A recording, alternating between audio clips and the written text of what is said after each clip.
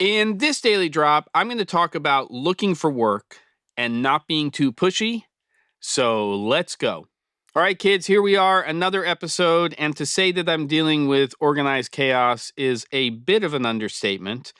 I am looking forward to the production I have that is coming up out of town, but there are so many moving parts. Plus, I'm cranking out episodes of the Daily Drop for this week and for next week. I might shoot one of the episodes when I'm away, but that's going to be right when I arrive.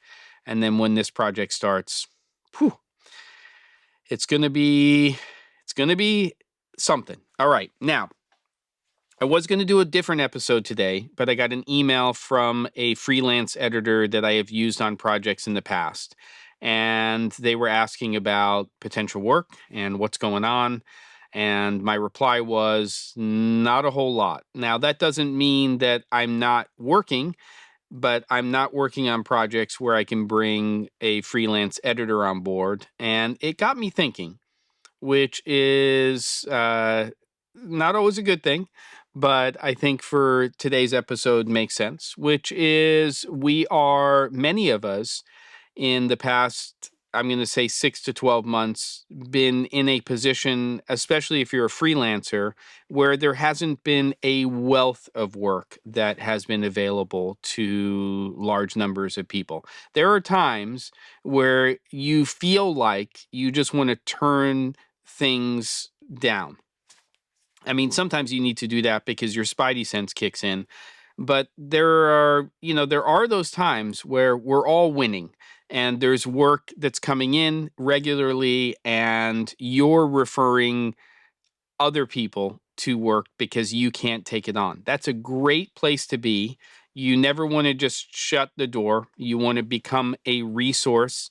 And part of, I think, our job is to support. I don't know what that word was. Support our community of other creatives. So I may be unique this way, but I don't necessarily look at other people who do similar things to me as direct competition, because I think that a client is going to come to you because of you and what you bring to the table. And if it's a numbers game, I'm not going to play that game. I'm going to price a job fairly, competitively, and if I'm the right fit for that project, so be it. Now, that said, last 6 to 12 months haven't been exactly rosy for our industry. And it means that, we have to not forget that when we're working, that you still need to put your attention on finding work after that. That is always the trickiest thing to do. And I have and still struggle with that to this day. And the second thing is that you have to keep your communication open to the people that you've worked with in the past. And I'm not talking about other freelancers, but I mean clients, potential clients. And you have to make yourself known to the world to a degree. And that sounds a little odd. I'm not a great salesperson in the traditional sense, but letting people know you are there is sometimes the first step. But when you're looking for work and you really need work, there can be an anxiousness that exists. You are, for lack of a better word, desperate for work, but you don't want to come across as desperate. And that's not a good look. So you have to find this balance of reaching out to people, usually in a casual way, which is, I think, the way most of us like communication to come in. Not I'm ready to do a project for you right now, or you should hire me because. I don't think that's an effective way to do things.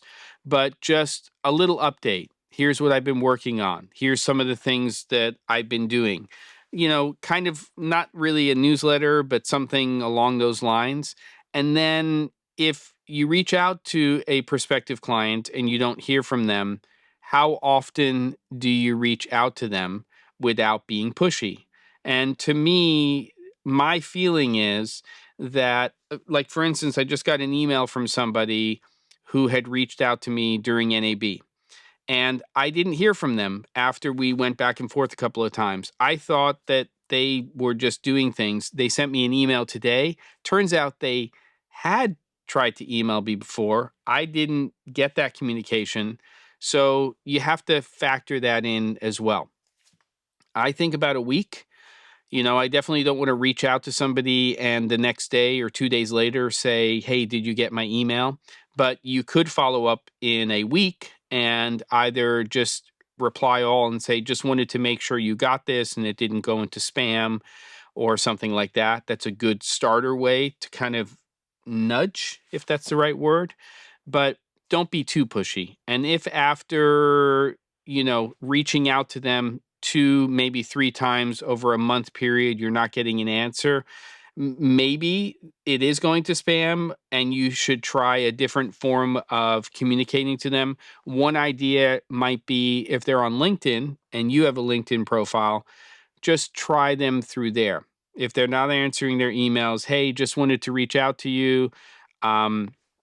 You might not be getting my emails because they might be, being put into a junk folder or sent to spam.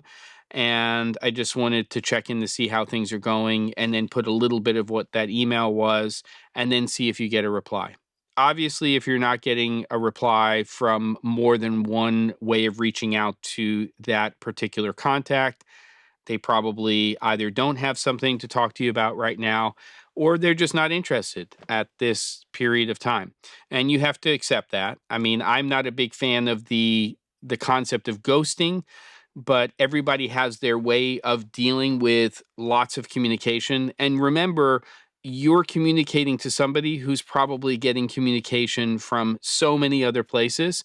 It's hard for them to navigate and deal with that.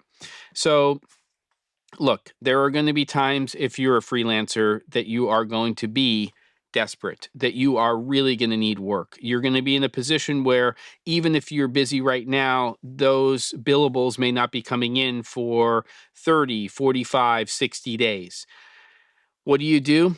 You cope. It's part of the deal. We chose this life, but just be consistent and not pushy.